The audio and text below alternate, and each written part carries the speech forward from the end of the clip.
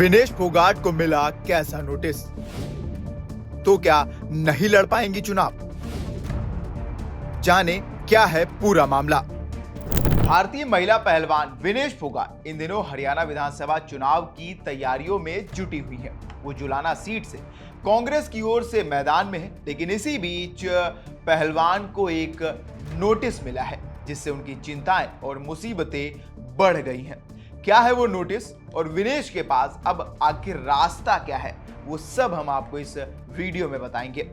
आप सभी को ये पता होगा कि विनेश फोगाट को पेरिस ओलंपिक्स में 100 ग्राम वजन ज्यादा होने की वजह से डिस्क्वालीफाई कर दिया गया था। उसके बाद विनेश ने पहलवानी से संन्यास का ऐलान कर दिया था। इसके बाद उन्होंने कांग्रेस पार्टी का हाथ थामा और चुनाव लड़ने की तैयारियों में जुट गई।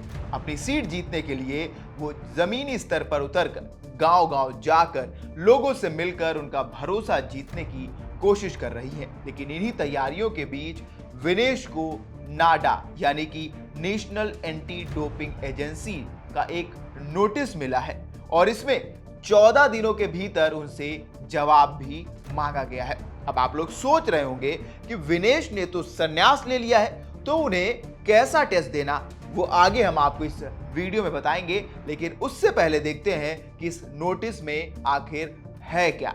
नाडा की तरफ से विनेश फोगाट को जो नोटिस जारी किया गया है उसके अनुसार विनेश फोगाट ने अपने पते की सही जानकारी नाडा को नहीं दी। पहलवान ने 9 सितंबर को सोनीपत के खरखौदा गांव में अपने घर पर डोप टेस्ट देने के लिए उपलब्ध रहने की जानकारी दी थी, लेकिन वो तय समय पर वहां नहीं पहुंची, जिसे नाडा के नियमों का उल्लंघन माना जाता है। विनेश के डोप टेस्ट के लिए डीएवी पर उनका परीक्षण लेने के लिए एक अधिकारी को भेजा गया था, लेकिन वो वहां पर मौजूद नहीं थी। इस मामले में आखिरी फैसला लेने से पहले उन्हें अपनी सफाई देने का मौका दिया गया है।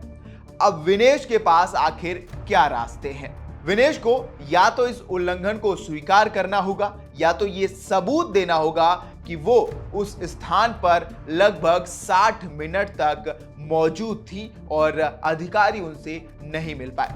अब ये जानते हैं कि आखिर ये नोटिस उन्हें क्यों भेजा गया, क्योंकि विनेश ने तो संन्यास ले लिया है।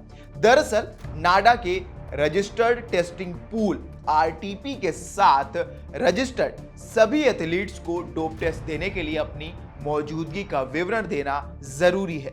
विनेश इस पूल का भी हिस्सा है, इसीलिए नोटिस जारी किया गया है। अब इस पर विनेश फोगाट का क्या जवाब आएगा, ये देखने वाली बात होगी। लेकिन आपको बता दें कि हरियाणा में 5 अक्टूबर को 90 विधानसभा सीटों के लिए मतदान होना है, जिसके लिए सभी पार्टियां तैयारियों में लगी हुई हैं। इस बार हरियाणा की सबसे चर्चित सीट जुलाना ही है, जहां से विनेश फोगाट मैदान में है। अब आपको क्या लगता है, कौन बाजी मारेगा? हमें कमेंट करके जरूर बताएं। तब तक के लिए देखते रहें वन इंडिया हिंदी।